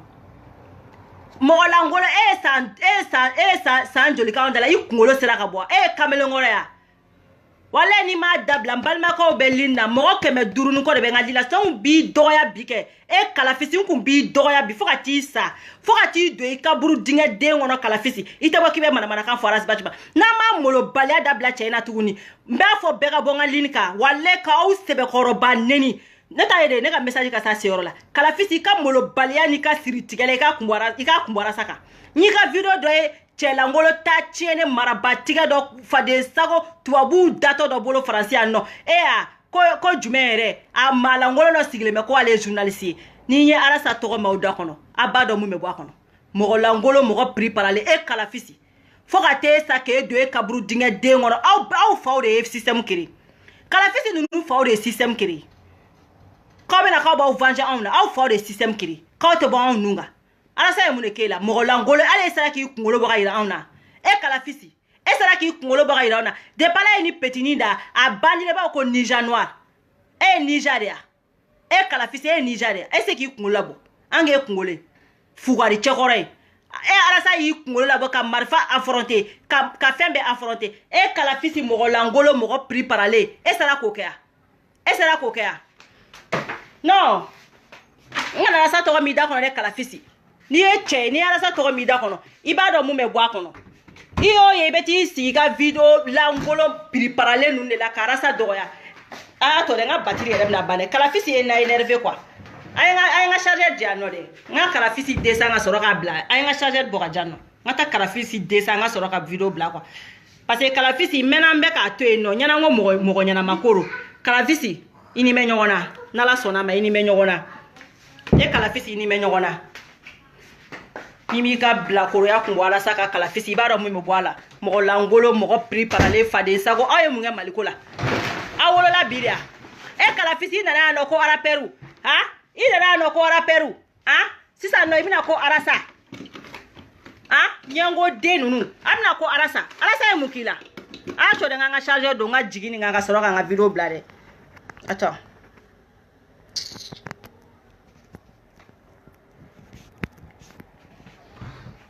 kalafisi ebe na kebe arasa critique kada kel dalwa jumenga ko arasa tara fo bi ko arasa ya fo ko sumala drone be seka ibe ka bati ko arasa ma bezo ko Cheikh Modibo Jara ka fara onka Cheikh Modibo Jara ka fara onka sha anya da fe ko Cheikh Modibo Jara fara to la onka arasa ye Cheikh Modibo Jara nyini nga dala kanila ani fara onka o tekelenyo parce que ni ko men dai mentigiladi kalafisi ko fie ya famu ya ni mi ga kalo kan bora saka ambe Facebook tigela mo langolo mo préparer ni e deyi kuna boke munati kuna bo ga kuma jumere fo malika ka dogo ango famia me kalafisi be ka mufo même ibi ka gouvernement deme iti desele me ki kuna bo fugari chekoro mo préparer ambe tugu de fugaru de quoi nyona de fugaru ambe tugu ko kalafisi malangolo a chemu sigile me malangolo ya la no kera bofu safure sa bi blara sako eli arasa den kalte kele fantan denya fara jem mo langolo anyo le foisa ngala sa e fama dene arasa wila ka o fantan done ga keleke yero don balu de ga keleke ni awbe blara sa contrôle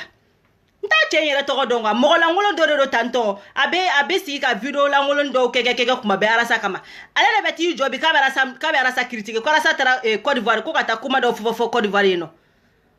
arasa ye kuma minnu fɔ ni mun ye den ye Mala ye bɔ i k'a jaabi kɛ arasa bɛ tile arasa bɛ tile kuma la o a jaabibaga bɛ u la u dɔ ka bɔ k'a jaabi kɛ mun o tɛ bɔ k'a jaabi u ka fɛn bɛɛ tulu de b'o la justice u ta ye fɛn bɛɛ u ta ye pourquoi arasa bɛ kuma a jaabibaga tɛ yen a lajɔbaga tɛ yen pourquoi arasa lajɔbaga tɛ yen maliyɛnw a y'o ɲininkali k'o yɔrɔ la kɛ a bɛ tiɲɛ fɔ o a tɛ tiɲɛ fɔ o mais pourquoi arasa lajɔbaga tɛ cɛw la Mali kɔnɔ pourquoi o cɛ tɛ nin gouvernement in kɔnɔ min bɛ se ka arasa lajɔ pourquoi a cɛ tɛ yen a bɛ kuma a sago la mun ka d'a ye a b'a fɔ a cɛ t'u la mun bɛ se k'a lajɔ a cɛ t'u la karatɔ puruti parata mun wulila k'a b'a lajɔ a ma t'i ta fɔ k'o nɔfɛ puruti tɛ ménage la faransi yan a tɛ ménage la a élection tɔ tɛ ka fɔ ale puruti kɔ a tɛ donc a ye fara ka bɔ cɛ la Kalafisi ni balimakɛw kun tɛ lin na bi Kalafisi parce que hali bi malien ka sensibilisation ma bonya quoi so Kalafisi kun bɛ baara da e kan kɛ hali ni ye petini jɔlen ni ye 1 mètre 50 e b'i jɔ k'e bɛ kuma ɲɔgɔn 1 mètre 50 e mɔgɔ min ka kulusi min i labɔ fɔlɔ e ma tila i ka couche don na k'e bɛna kuma arasa ma e couche don na un petit gamin comme toi hein e couche don na e bɛna k'e bɛ kuma arasa ma Blakoro fara saba k'e bɛna kuma arasa ma e Kalafisi ne de y'a f'i ma n'i ye den ye bɔ i kan jaabi i bɛ n sɔrɔ i ka chemin la mɔgɔ langolo mɔgɔ préparé regarde-moi celle-là là e ma tila i ka couche don na fɔlɔ k'e bɛ kuma arasa ma arasa ni mɔgɔ baw de b'a fɔ i ka président arasa n'o de b'a discuter i ka président a b'o ni arasa cɛ voilà e m'a ye a b'aw si kɛ arasa bɛ kuma aw fɛ yan mɔgɔ langolo ninnu ko arasa k'e bɛ bɔ k'e bɛ arasa critiquer Kalafisi n'i ye denkisɛ ye bɔ i k'i kunkolo yira arasa ye kamelenkɔrɔ de arasa bɔra k'a jɔ piyan marifa ni kisɛ cɛ la ale ye Kalafisi bɛ ka gouvernement dɛmɛ e tɛ ka se ka bɔ k'i kunkolo yira fugari cɛkɔrɔ jɔn bɛ Kalafisi finman n'a jɛman dɔn mɔgɔ b'a dɔn ni Kalafisi ye Kalafisi ye IBK den dɔ ya mɔgɔ b'o dɔn ko Kalafisi mɔgɔ si t'a yelen dɔn mɔgɔ si tɛ ni cɛnin yelen dɔn nanbaratɔ zo Ninja Noir e Kalafisi ye nanbaratɔ zo kalabanci kalabandɔgɔjɔ la e ni ala cɛ ne ka tugu e kɔ Malika ka faamu Malika bɛ jamana jɔko kuma la o ka faamu o k'a yɛrɛ dogo e mais Kalafisi e bɛ ka mun fɔ k'e b'i dogo ne jɛnɛ yɛrɛ bɛ kuma dɔw fɔ wala a ka jugu ne ye Kalafisi ta ye ne m'an dogo ne ni n ka musoya ne m'an dogo e b'i dogo e bɛ ka mun kuma fɔ k'e b'i dogo depuis i bɛ rapɛrɛw ka tile la i bɛ k'i dogo i bɔra rapɛrɛw ka tile la i nana leaderw ka tile la i dogora i bilala arasa compte la i dogola Kalafisi e bɛna bɔ san jumɛn diɲɛ bɛna wuli k'e to i ka Ninja Noir kɔrɔ i sigi sa wa ne filɛ nin tɛ ka n ta fɔ nin ya ne tɛ ka n ta fɔ e ma nin ya mais Kalafisi filɛ n'a ko k'a bɛ bɔ ka ne jaabi sa a bɛ t'i dogo fini finman dɔ de kɔfɛ ka kuma fugari cɛkɔrɔ i ma cɛw bɔ cɛya kuma ka di ye malangolo mɔgɔ préparé bɔ i ka arasa attaquer tugun Kalafisi ne ba taara mɔgɔw ye quoi donc bɛɛ k'a f'i ka mɔgɔ ye n bɛ vidéo to yan quoi bɛɛ k'a f'i ka mɔgɔ ye a ye voté Sumala Sise bɛɛ k'a f'i ka mɔgɔw ye a ye voté Sumala Sise bɛɛ k'i ka mɔgɔ wele i bɛ se mɔgɔ o mɔgɔ la ne yɛrɛ ye nin tile fila in bɛɛ kɛ n bɛ mɔgɔ wele de la bɛɛ k'a f'i ka mɔgɔ ye a ye voté Sumala Sise an ka hɛrɛ bɛ Sumala de bolo k'u ko i bɛ ka ko fɛn n'i donna fɛn kɔnɔna la n'i donna voté kɛyɔrɔ la k'i b'i bolo da i bɛ ka fɛn kan ko ka voté ko k'o photo ta ka d'u ma k'u bɛ i bɛ ka yɛrɛ votélen d'i ma ɲɛ kelen comme ça i n'i ka carte bila i ma voté mun na i n'o bɛ bɔ kɛnɛma maliyɛnw o yɔrɔ la o tɛ mɔgɔ bolo dɛ o b'aw yɛrɛ de bolo nous on peut rien faire dans ce cas anw seko ye mun ye k'aw la sensibiliser ka aw ɲɛw yɛlɛ Facebook bɛ yan aw fɛn fɛn dogolen kun b'aw la alasa y'a bɛɛ da kɛnɛ kan an y'o de fɔ ala jigintɔla tɛ ka baara k'aw ye koyi ni aw taara tugu IBK kɔ 2000 nɔfɛ 1000 nɔfɛ n'o b'aw denw ka ɲɛnamaya dilan n'o b'aw ka siniɲɛsigi dilan ni 2000 bɛ a b'a jate dɛ 2000 n'a bɛ se ka kalo 2 nasɔngɔ sɔrɔ aw ye n'a bɛ se ka tile 1 semaine nasɔngɔ sɔrɔ aw ye a ye taa minɛ a ka vota ye aw bɛ IBK kɛ président ye IBK bɛ 100 000 ani million 50 de ta kalo kalo n'aw ti ɲa a waleya jugu kɔ a t'a fɔ a ye a ka wari d'aw ma wari bɛ se ka hali san 2 k'aw bolo a ka se k'aw ka ɲɛnamaya kɛ juma na au moins a t'a fɔ a ye IBK anw denw filɛ an bolo nin yan an bɛna taa voter e ye an bɛna taa 2000 minɛ e bolo ka voter an denw filɛ nin ye ta visa ta fɔlɔ i bɛ visa da an ma i bɛ visa da an denw ma u bɛna faransi ka na u dayirimɛ ɲini parce que an minɛ e sigi an denw bɛ tila ka ji ta an denw bɛ tila ka ji ta an denw bɛ tila ka ji ta donc ni ne kɔni b'aw place la n'aw ti ɲa baara jugu kɛ kɔ a y'a fɔ RP mɔgɔw ye aw den ni den 5 b'aw bolo u kana ni den 3 ka visa ye u k'o di aw ma a k'u bɔ u kana faransi wari ɲini k'aw balo sinon aw bɛ voter IBK ye ka taa 2000 minɛ ka taa alasa wo ni ne yɛrɛ ye miiri ne yɛrɛ ma taa Mali la tile kelen ne bɛ se ka 5000 5000 ko adamaden de bɛ taa ka dignité feere 2000 nɔfɛ sɛgɛn fɔra mais a ye sabali maliyɛnw a ye sabali n'aw ti ɲa kɔ a y'a fɔ IBK ye ni den 5 bɛ mɔgɔ min bolo ni denkɛ 5 bɛ mɔgɔ min bolo a y'u ɲininka ni mun bɛ fɛ ka na faransi a ye taa fɔ IBK ye a ka visa 3 bɔ ka di aw ma n'a ye visa 3 bɔ ka di aw ma aw bɛ voter a ye au moins aw ma voter a ye fu la au moins aw na mɔgɔ sɔrɔ mɔgɔ min bɛ taa ka taa aw balo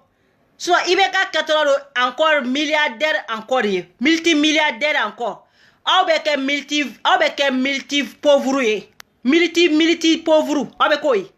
IBK bɛ kɛ multimilliardaire ye aw bɛ kɛ multi pauvre ye donc n bɛ mun fɔ aw ye o y'o ye parce que adamaden bɛɛ da y'i se de anw dan ye nin de ye wa anw se ye nin de ye mais n'aw taara k'aw bɛ taga IBK ka wari minɛ ka voter 2000 kama ko ka taa IBK la yɛlɛn tuguni maliyɛnw o y'aw yɛrɛ ka problème y'aw bolo fɛn o fɛn bɛ diɲɛlatigɛ in kɔnɔ sa maliko juguman na a ɲuman na Alasa y'a bɛɛ fɔ aw ye ko Sumala man ɲi ne ye nin de fɔ anw ti Sumala kɔ anw b'an ka manifeste de kɔ wa an ka manifeste o de ye jamana jɔkan ye minnu filɛ Sɛki Modibo Jara kɔ minnu filɛ IBK kɔ a ye taa manifeste dɔ dilan a k'a di IBK ma IBK n'a ka contrat signé parce que anw ni Sumala kelen n'o ka contrat de signé anw ni Sumala kelen n'o ka contrat de signé k'o fɔ bɛɛ ye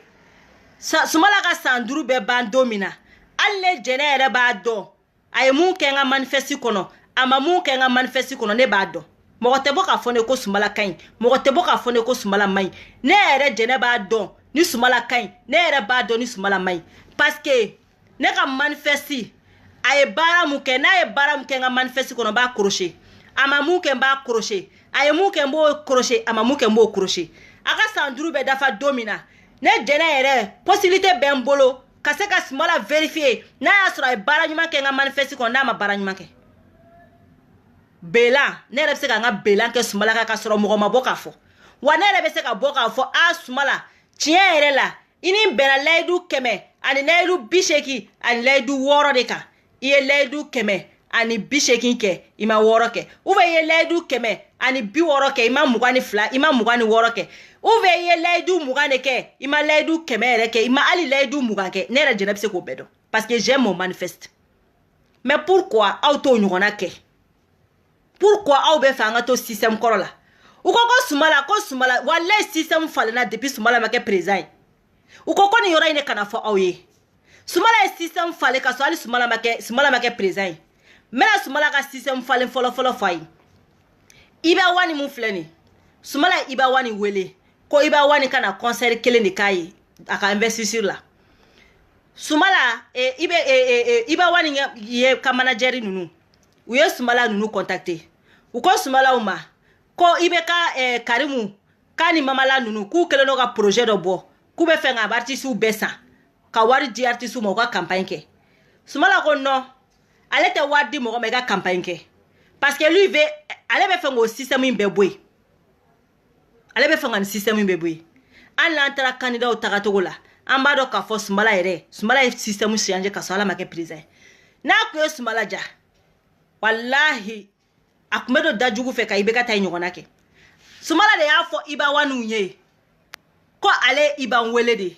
akana kile kelen de manifeste fɛn kɛ concerning kɛ a ka mɔgɔw ye mais ale m'a wele a ka fɛn kɛ ale tɛ se k'a ta a ka campagne k'a ye on veut changer le système a y'o de fɔ nin denmisɛnnin ye ni Sumala kun sɔnna rappel ninnu bolo u kun tɛ taa IBK fɛ Sumala de ban'u bolo rappel ninnu nana ko taɲini wagati sera jeli ninnu nana ko taɲini wagati sera ko bɛɛ k'an ta ɲini parce que élection ye fɛrɛti wagati de fɛrɛti kuma de bɛ yen donc ni rappel ninnu u bɛɛ sera Sumala de ma fɔlɔ parce que u sera Sumala ma premier la mun na parce que IBK n'i bɛ fɛ k'i jelimangoya i bɛ tugu IBK kɔ bon Sumala o de kun u b'a dɔn au moins n'u gɛrɛla Sumala la u man tɛna goya et puis CDR ye Sumala choisi mais munna o taara IBK fɛ yen parce que Sumala de banna donc Sumala bannen u sɔrɔla ka taa IBK fɛ yen a dossier bɛɛ bɛ n tɛgɛ kɔnɔ Iba Wani ka dossier a bɛɛ bɛ n tɛgɛ kɔnɔ donc depuis ne y'o mɛn o ye confiance tɔ da ne ka Sumala kan n'i y'a ye denmisɛn ninnu taara Sumala IBK kɔ parce que Sumala de banna Sumala ko on veut changer ce système là y en a marre dɔ kɛra cette fois-ci an bɛ fɛ ka jamana jɔ a ye jamana jɔ nɔfɛ denmisɛn ninnu ko k'olu tɛ jamana jɔ Iba Wani ko jamana ka taa ko jamana ka jeni k'ale Iba Wani ka fosi t'a la k'ale ka du bɛ yen ko nin occasion ye k'ale k'a ka du laban Sidiki Jabate ko nin occasion ale k'a ka du laban bɛɛ y'a video ye Sidiki ka du banbali bɛɛ y'a ye ja Sidiki bɛ bofara panga puruki ni mobili la a bɛɛ mobili singane a bɛɛ blufu ja Sidiki e yɛrɛ ma se ka du laban hali du Sidiki ko fɛ k'i ka du jɔ maliyɛnw golo kan Sidiki Jabate e ɲɔgɔnna denmisɛntɔ e fɛnɛ ka dɛsɛ ka baara ɲuman kɛ ka t'i don jahanama kɔnɔ faso nafolo Sidiki Jabate ka du a bɛɛ y'a ye Facebook ka kuma laban o la Sidiki ta y'i jɔ n'a da yɛrɛ kelen ye ko wayi ko ala nɔ don ko IBK o kuma ala de nɔ don IBK Sidiki Jabate ala de nɔ don donc ala de nɔ y'anw ka sɛgɛn ye donc an commande ala ye Sidiki Jabate an commande ala ye quoi malien den commande ala ye ala t'anw fɛ anw ka sa ji la o de ka di ala ye ça pour aw bɛ ala kɛ tan cogo la Sidiki Jabate aw bɛ ala kɛ tan ko malien denw Sidiki Jabate malien denw ka sa ji la o de ka di ala ye donc président jugu ka sigi anw kɔnɔ o de ka di ala ye Sidiki Jabate la ni dɔnkili lankolon de da ko ala de nɔ don ko mɔgɔ nɔ tɛ ko ala de ye IBK ta d'a ma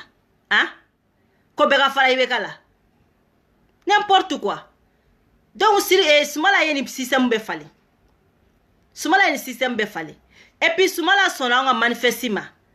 manifeste in kɔnɔ baara dɔrɔn de b'a kɔnɔ manamana kanta kɔnɔ baara de b'a kɔnɔ donc mais ale mun bɛ se ka fɔ Sumala ko la Sumala ye système falen depuis a ma kɛ président ye fɔlɔ a ye système falen ka sɔrɔ a ma kɛ président yɛrɛ ye fɔlɔ ni mɔgɔ dɔ kunna a tun bɛ don denmisɛn ninnu ka jeu kɔnɔ mais a ma sɔn a ko a ye bɛɛ ka taa IBK fɛ ne bɛ to ni n ka jamana seerelenw mɔgɔninfin jeunesse conscience ye ne bɛ to ni jamana jɔ kuma ye a ka taa a ka dɔnkilidaw kɛ IBK kɔ ne bɛ to ni jamana jɔ kuma ye donc ka nin fɔ bɛɛ ye a ye voté Sumala ye a ye Sumala ta comme candidat wala a ye Sumala ta Sumala changera